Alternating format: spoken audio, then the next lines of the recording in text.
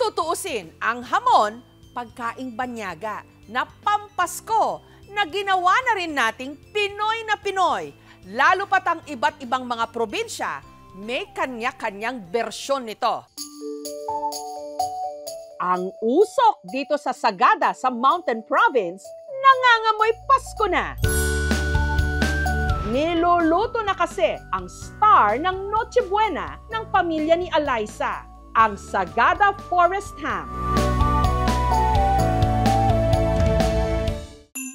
Kumpara sa commercial ham, mas mabusisi raw itong gawin. Kaya 2,000 na mga piraso lang daw ng forest ham ang naibibenta nila kada taon. Ito po ay handmade, artisanal, and hindi po siya minadali, walang extenders. Ang pag-smoke po kasi dito sa Sagada ay karang tradition. Ang gamit nila sa paggawa ng hamon, pork loin o pigi ng baboy. Ito na yung i-rub natin ngayon sa ating mga ham. Kailangan natin siyang ikis-kis ng mabuti sa karne para manuot yung timpla. After 3 to 5 days, ganito na ang magiging itsura niya. Nagtubig, lumabas na yung juice ng ating karne. Ibig sabihin, pwede na natin siyang talian at may smoke.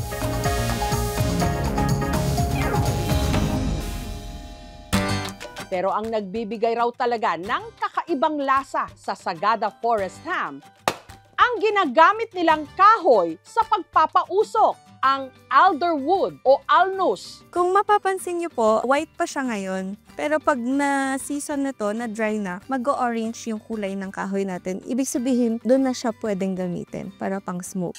Sa pagpapausok pa lang, inaabot na sila ng siyam-siyam. I-smoke po namin siya ng 8 to 12 hours. Hindi po namin siya pwedeng iwan. Kasi kapag iniwan natin yan, pwedeng masunog, pwedeng ma-overcook. Binibigyan po niya ng karakter yung ham namin. Nagiging balanse yung timpla.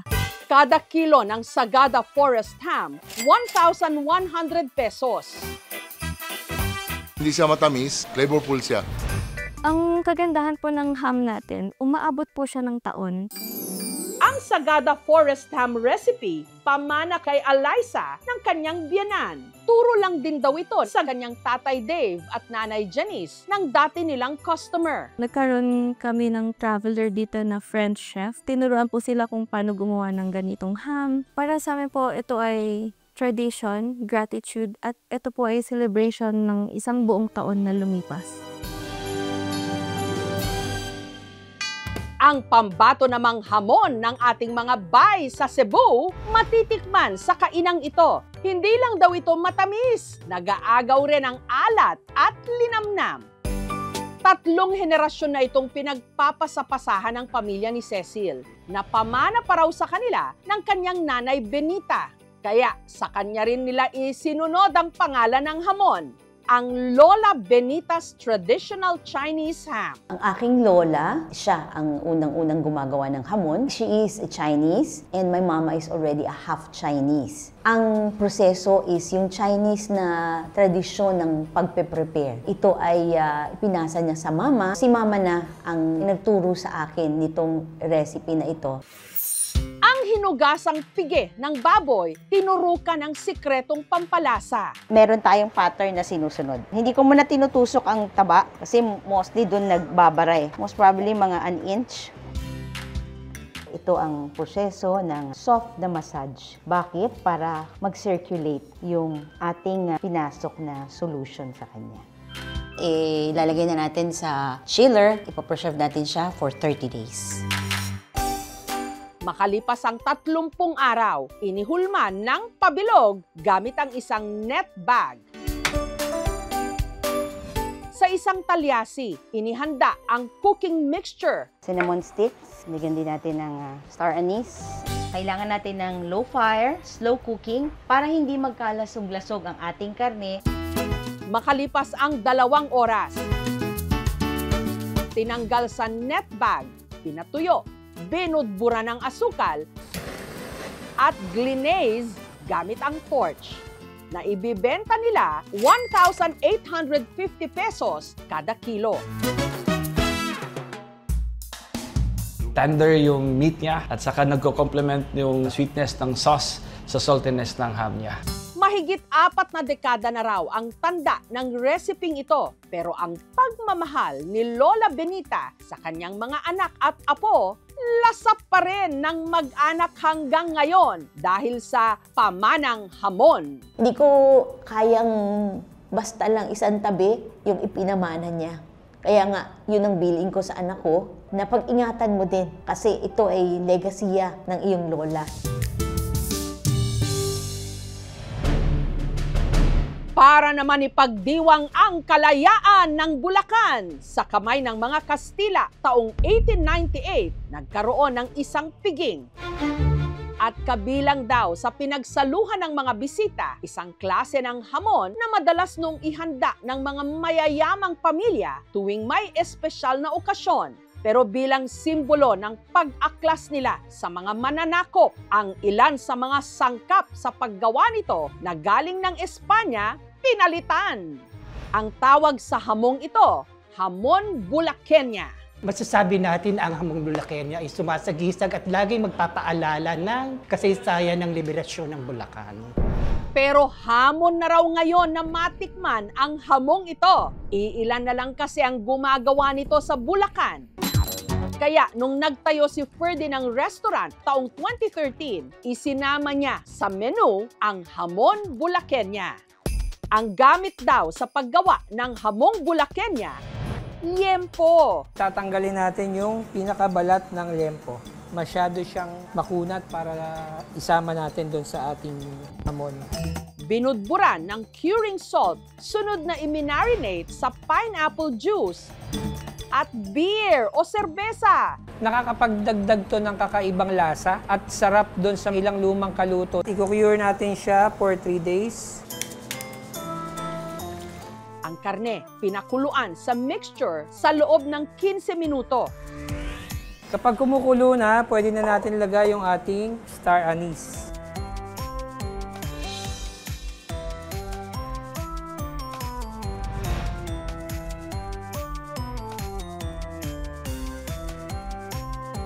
Binudbura ng asukal at saka plinansya o glinaze.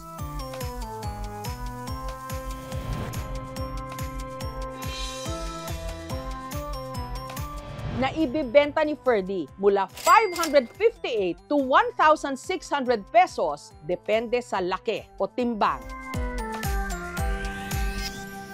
Feeling ko po parang part po ako ng history pag kumakain po ako nito, sobrang sarap. Ang hamon Bulaqueña ni Ferdy, papasakaya sa panlasa ng mga kaanak ng isa sa mga magigiting na nakipaglaban noon sa digmaan na si Anacleto Enriquez. Si General Anacleto Enriquez is my grand-uncle. Kasama sa nagtatag ng katipunan sa Bulacan, Bulacan, ang Balangay Uliran. Itong si General Anacleto Enriquez is a childhood friend of General Gregorio del Pilar. Lumaban sila para sa kalayaan ng bayan.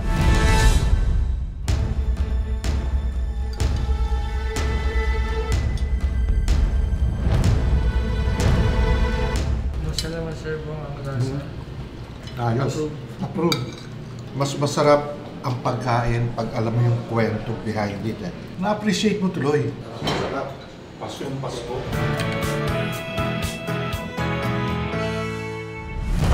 Mainit na pinagdedebatihan ngayon kung kakasya ba ang 500 pesos para sa Noche Buenang Pinoy. Sa presyo pa lang kasi ng maraming hamon, kulang pa ang 500.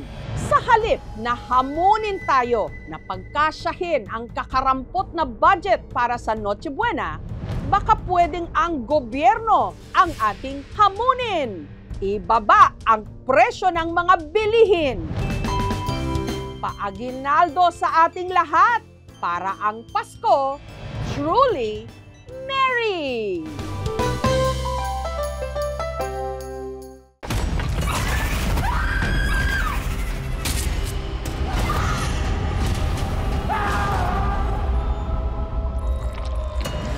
Alangga ko ikaw, Apo. Alangga ko man, Kaula.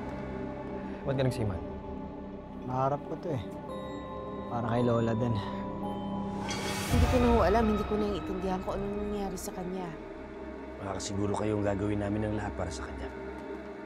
Wala ka ba talaga nakita, Abner? Wala ka narinig? May gumagala na berbalang dito sa atin.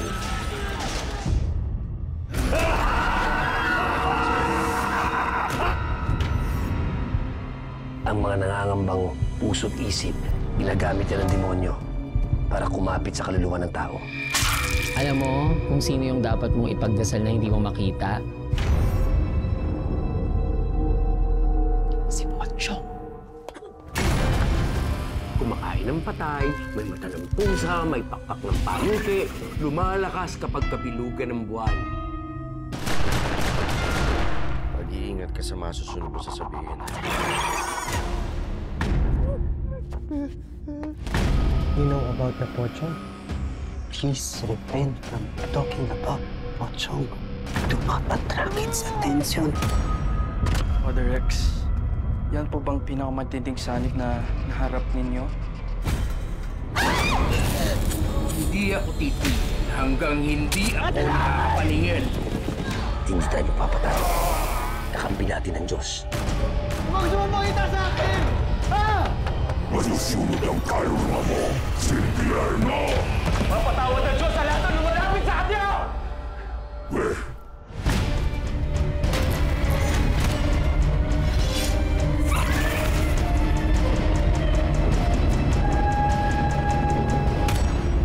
Ito po si Jessica Soho at ito ang Gabi ng Lagim.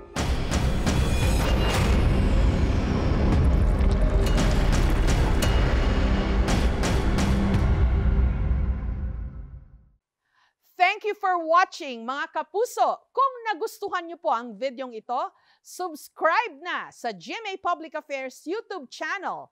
And don't forget to hit the bell button for our latest updates.